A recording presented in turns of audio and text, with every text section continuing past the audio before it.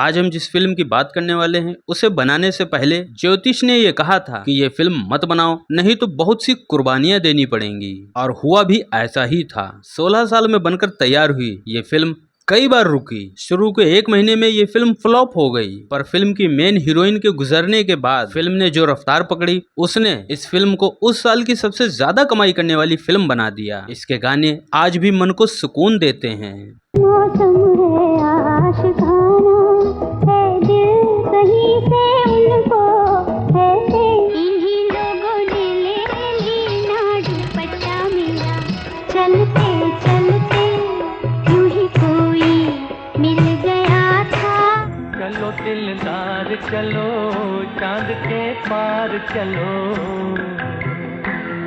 तो आज हम 1972 की जिस फिल्म की बात करने वाले हैं उसका नाम है पाकीज़ा। कमाल अमरोही ने एक ज्योतिषी से बात करने के बाद इस फिल्म के एक गाने की रिकॉर्डिंग के साथ 1956 में इस फिल्म की शुरुआत कर दी, ये जानते हुए कि बहुत कुछ दांव पर लगा है, क्योंकि ज्योतिषी ने ऐसी ही बात कही थी। लेकिन अपनी खुद की कहानी पर विश्वास ने उन्हें फिल्म बनाने पर मजबूर कर दिया। एक तबायफ की कहानी को इतनी तसल्ली से गढ़ा गया कि जिसने भी ये फिल्म देखी दीवाना हो गया। इस फिल्म की लीड हीरोइन थी मीना कुमारी। जब इस फिल्म की शुरुआत हुई तो मीना कुमारी और कमाल अमरोही हस्बैंड वाइफ थे। फिल्म की शूटिंग 1959 में शुरू कर दी गई, पर 60 में मुगले आजम आती है। कमाल साहब मुगले आजम देखकर बौरा जाते हैं। उन्होंने अपनी फिल्म में कुछ बदलाव किए और भव्य सेटों का निर्माण करवाया। फिल्म कलर करने के लिए कैमरा और कैमरामैन बाहर से बुलवाया गया। इस बदलाव की वजह से शूटिंग टलती रही। 1962 में फिर से शूटिंग शुरू हुई, लेकिन तब तक कमाल अमरोही और मीना कुमारी के आपसी रिश्ते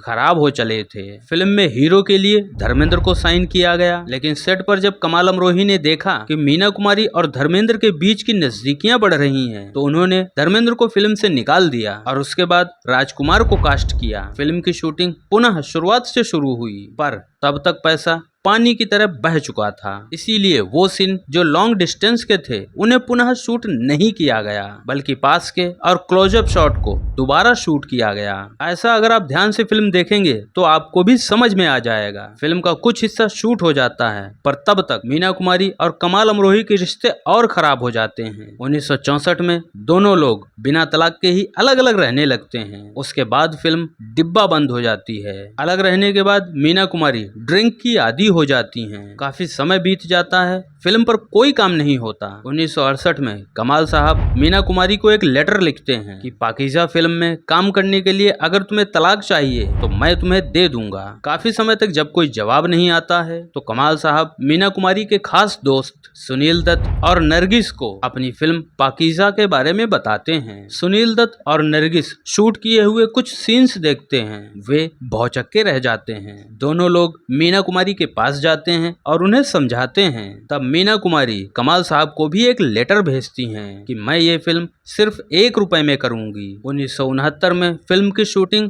फिर से शुरू होती है, लेकिन तब तक फिल्म के प्रिंसिपल फोटोग्राफर और संगीतकार का निधन हो चुका था, और तो और मीना कुमारी का भी शरीर और चेहरा ढल चुका था। इसीलिए बाद के सीन्स में मीना कुमारी उम्रदराज नजर आई। मीना कुमारी शराब की इतनी आदी हो चुकी थी कि आधे से ज्यादा सीन्स को उनके बॉडी डबल ने पूरा किया। आप फिल्म में ये चीज कई जगह पर देख सकते हैं। जहां जहां पर चेहरा छुपाया गया है वहां बॉडी डबल का यूज किया गया। क्या आप जानते हैं बॉडी डबल करने वाली एक्ट्रेस का क्या नाम था? पद्मा खन्ना। यहाँ तक आते आते फिल्म की कहानी में भी बहुत बदलाव हो चुके थे। मीना कुमारी की सेहत भी गिरने लगी थी, उन्हें लीवर की प्रॉब्लम हो चली थी। फिल्म के संगीतकार के जाने के बाद बाकी का संगीत नौशाद साहब ने दिया। ये पहली बार था कि किसी फिल्म का स्कोर भी नौशाद साहब ने दिया। उसके पीछे भी एक कारण था। दरअसल कमाल अमरोही इस फिल्म में संगीत के लिए नौशाद साहब के पास ही गए थे, पर नौशाद साहब उस समय बहुत बिजी थे। नौशाद साहब ने ही कमाल अमरोही को अपने शागिर्द गुलाम मोहम्मद का नाम सुझाया था। उन्होंने आधा ही काम किया, उसके बाद वो चल बसे। उसके बाद फिर से कमाल साहब नौशाद साहब के पास गए, पूरी कहानी बताई। तब नौशाद साहब ने बाकी का काम पूरा किया। फिल्म में जो कैमरा यूज किया गया था उसका 1 दिन का किराया 50,000 रुपए था। दरअसल ये कैमरा विदेश से हायर किया गया था, पर 2-4 दिन के शूट के बाद खुद कमाल साहब ही संतुष्ट नहीं थे। कमाल साहब उस कैमरे के ऑफिस में गए। उन्होंने अपनी समस्या बताई पर वो मानने को तैयार नहीं थे। पर कमाल साहब ने वहीं रिकॉर्ड करके दिखाया कि कैमरे के फोकस में 1/1000 सेकंड्स का अंतर है।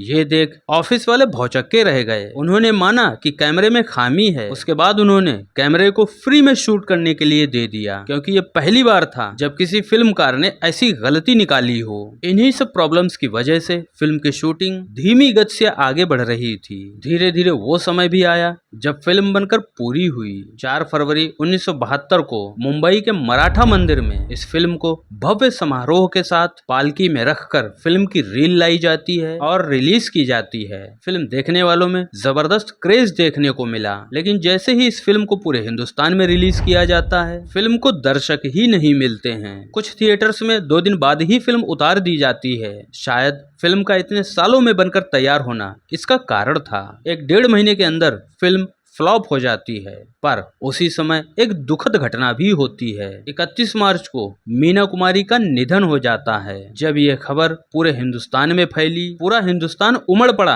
ये फिल्म देखने के लिए, और देखते ही देखते फिल्म ने उस साल सबसे ज्यादा कमाई करने का रिकॉर्ड बना लिया। कई थिएटर्स में सिल्वर जुबली मनाई गई। फिल्म की सुंदरता उसके संवादों और गानों में अधिक थी। हालांकि मीना कुमारी और राजकुमार की एक्टिंग ने भी लोगों का दिल जीता। फिल्म 1 करोड़ में बनकर तैयार हुई थी और इसने लगभग 6 करोड़ का बिजनेस किया। वाकई इस फिल्म को पूरी तरह से बनने में कई कुर्बानियां देनी पड़ी।